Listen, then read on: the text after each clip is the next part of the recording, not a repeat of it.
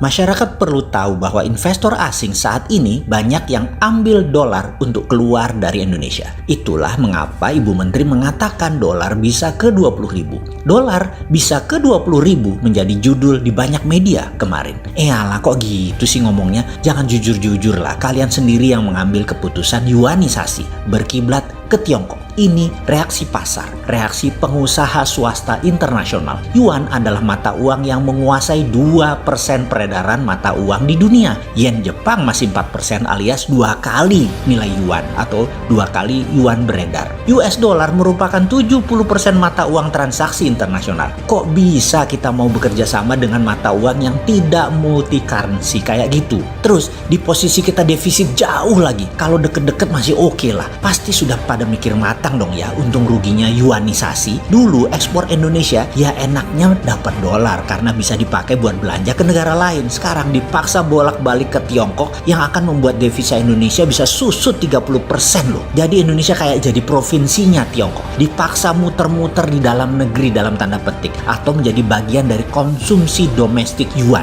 Asli, saya masih bertanya, kok takluk sih kalian sama yuan? Kemudian pasar internasional bereaksi. Sekarang pada ambilin dolar dibawa balik ke induknya, keluar dari Indonesia. Nanti begitu perlu dolar di Indonesia, ya terang aja dolar langka, bisa jadi 20.000 deh. Itulah alasan mengapa rupiah bisa 20.000. Tapi kok mau sih kemarin kerjasama dengan yuan rupiah tadi? Ada yang neken ya kalian? Ada yang maksa? Kok bisa kalah? Atau nggak nyampe ilmunya? Atau juga mungkin pejabat di pemerintahan mereka hanya concern atau memandang dari jangka pendek saja? Ada CAD atau current account deficit, lalu bagaimana dengan cepat mengatasinya? Dan yang paling cepat adalah masukkan devisa dari Tiongkok dalam yuan. Karena mungkin tidak mengerti geopolitik, jadi tidak sadar kalau dalam yuan akan berakibat negatif karena konversi yuan ke dolar tidak selancar seperti sebelum perang dagang. Lupa, pejabat sekarang nggak nganggep perang dagang itu perang pertahanan negara. Jadi masih menganggap kayak saingan di pasar klewer gitulah. Ya udah nggak apa-apa. Jadi ke depan bagaimana sebaiknya? Ini versi kita loh ya, bukan versi Mega Bintang atau Menteri Multitalent. Kita fokus pada analisa pertahanan dalam bernegara. Ya kembali pakai ilmu abal-abal kita lah. Karena Indonesia defisit terhadap yuan,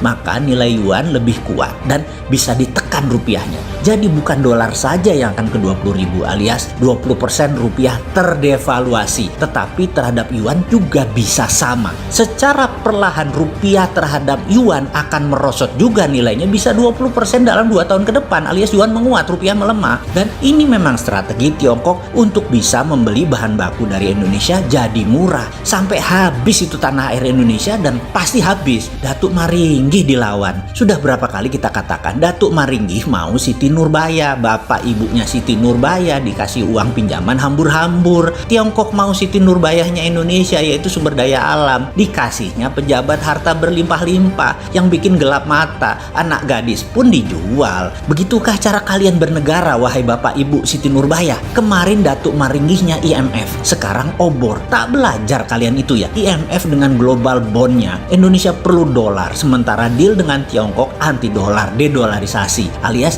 nggak punya dolar. Dengan dolar kita mati, dengan yuan kita mati. Datuk Maringgih satu saja sudah hilang Siti Nurbaya, apalagi Datuk Maringgihnya 2, matilah awak. Begini kita selesaikan. Oke, lewat ya. Kita lanjut. Begini cara kita menyelesaikan. Saya tahu ini masalah dibuat oleh orang lain, tapi kita adalah punya cara cerdas bernegara. Kita selesaikan. Walau kita kritis, tetap kita solutif. Setuju ya? Kemarin SWF sudah akan kalian mainkan. Oke? Setuju ya? Ini model mana yang kalian mainkan? Jangan-jangan supaya bikin Sontoloyo ini senang lalu mengatakan akan menjalankan SWF. Di mana SWF tadi kalau kita tanya model MMT atau model hutang. Kenapa kita pertanyakan? Karena dalam berita ditulis SWF Sovereign Wealth Fund dalam tanda kurung lembaga kelola investasi. Ini apaan sih kalian? SWF kok lembaga? Ilmu dari mana ini? Ini kita bicara jenis batu yang sama kan? Berlian kan? Atau kalian bacanya akik?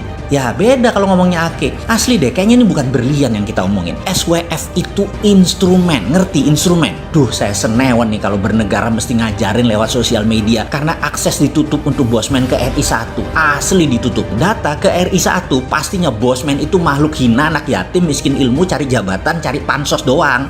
Cuk, siapapun yang mengatakan ngomong begitu ke RI 1 tentang bosman, nggak kayak gitu deh. Tapi ada benernya, emang anak yatim, emang nggak ada ilmu. Tapi nyari jabatan, enggak lah. Lu aja tuh ambil jabatannya. Jadi, kalau SWF dijalankan secara MMT ilmu aslinya, maka yang menjalankan adalah BUMNK, Badan Usaha Milik Negara Khusus, tepatnya SKK, Satuan Kerja Khusus seperti SKK Migas. Namanya SKK Minerba di bawah Kementerian Keuangan dan Kementerian SDM. Buat makhluk baru, sifatnya ad hoc, 10 tahun saja masa kerjanya atau selama instrumen berlaku. Mulai paham instrumen, SWF instrumen keuangan. Lalu, nah ini pasti nggak mungkin, asli nggak mungkin, karena akan ditentang oligarki, akan ditentang free rider, dan para orang di sekitar istana yang makan dari hasil bumi tambang pasti ditentang, karena hal ini akan tabrakan dengan Undang-Undang Minerba. Semua tambang, SDA, sumber daya alam adalah milik negara. Perusahaan yang saat ini yang menguasai lahan tersebut hanya pengelola. Nanti mereka akan dibayar per output produk sesuai ongkos produksi plus cost of fund plus margin usaha. Semua output produk jadi milik negara. Mampus tuh semua asing-asing dan oligarki. Itu pengusaha Tiongkok di Sulawesi Tenggara, di Kalimantan, bule-bule Tiongkok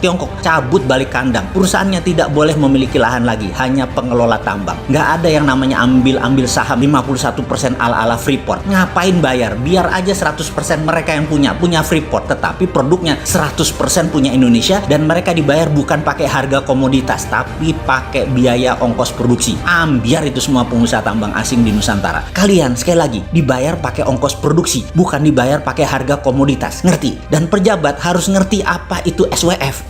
Kayaknya beda SWF yang dipakai sekarang ya. Ya maaf, salah marah, salah ngajarin. Lanjut deh lu.